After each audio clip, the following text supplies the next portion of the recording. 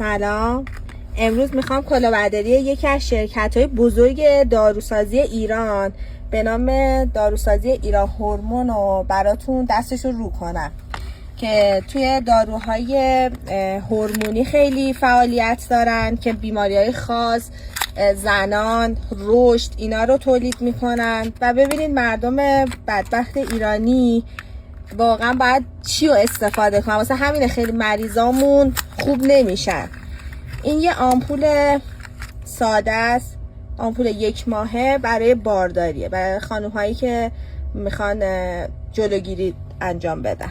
این شما نگاه کنید، برچسب روشو، تاریخ انقضا، اینم برچسب روش. حالا اینجا و بعد کم بگیرم نتره که یه وقت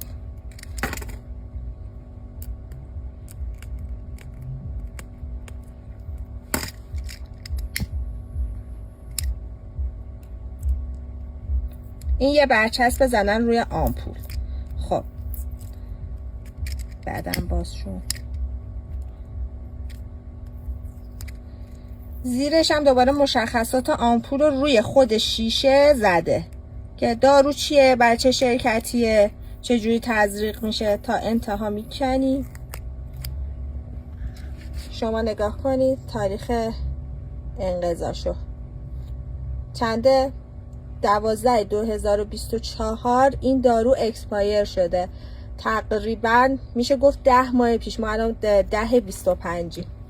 اینم برچسب دارویی که من کندم، روش خورده 5/2027. و این ما یه مجموعه کوچیکی هستیم یه داروخونه که ما اینا رو باز کردیم، همین الان 3 تاش. اینم براتون الان دوباره باز میکنم که شما ببینید.